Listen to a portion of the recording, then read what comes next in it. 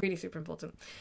So I would have really liked a step-by-step instruction manual for writing the back blurb, because basically what it has to do is pitch for your book, sales pitch for your book, to be persuasive, captivating, and make the reader want to read on. And you've got to do all of that stuff in 200 words, which is really difficult. Really difficult, which is why I hate writing it. So, here we go. This is my top tip for black blurb. Black burbs. Black burbs. Number 1, look at the bestsellers in non-fiction and read their back blurbs. What similarities do they share? What makes them compelling? What makes you want to read on? And make a note of the structure so that you can adapt it for your book. Because the stuff that's selling really, really well, they will have done a really good job with the back blurb. Yeah. They will have had to have done. If it's really... I mean, unless you're somebody like, I don't know, if you're a massive name in your industry, you could probably publish a blank book and people would still buy it. Didn't a band do that with a record once? They published a completely blank silent record and people bought it. I don't know. I think they did. Is it Deep Purple? Did they do that? I have no idea. I need to find that out. Remind me. Because that's a thing. And that will make a good story.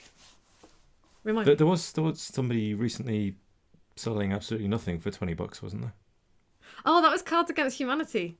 Yeah. They were also selling actual bullshit. All of the money was going to charity. Cards Against Humanity, hilarious. Anyway, number 2. Put yourself in your reader's shoes. So you, reader, has a problem to solve or a goal to reach. Start with that.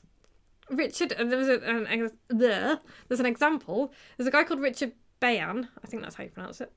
And he's got a book, very famous book called Words That Sell. All copywriters have a copy of that. It's a really good book, and get a copy, by the way. And the back cover blurb shows you immediately that, you know, if you're struggling to find the right words to sell stuff, his book will help you. And it says, the very first sentence is, more than 6,000 words and phrases that make the difference between yada, yada, yada and copy that sells. It tells you exactly what's in there. Mm-hmm. Speaks to the problem, all the rest of it. So put yourself in your reader's shoes. What's their problem? What are they aiming for? What do they want? What can you put on the back of your book that's going to make them go, yes, this book will help me. This book will solve my problem. Number 3, make it easy to scan.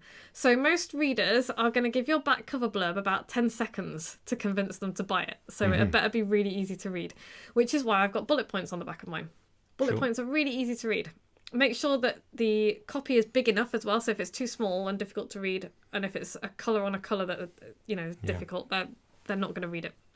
So 3 to 5 bullet points is a really good idea. Pull out your main benefits, make them a bit intriguing.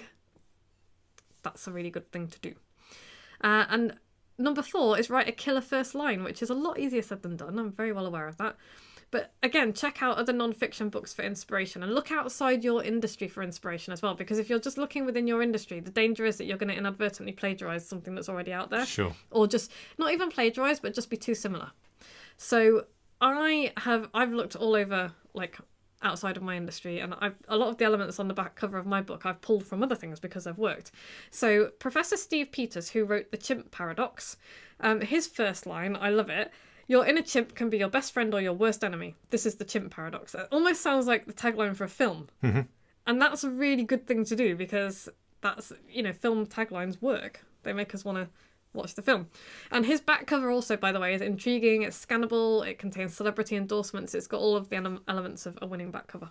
Cool. So have a look. See if you can get some inspiration. Basically, your back blurb should set out the question, challenge, or problem your reader faces.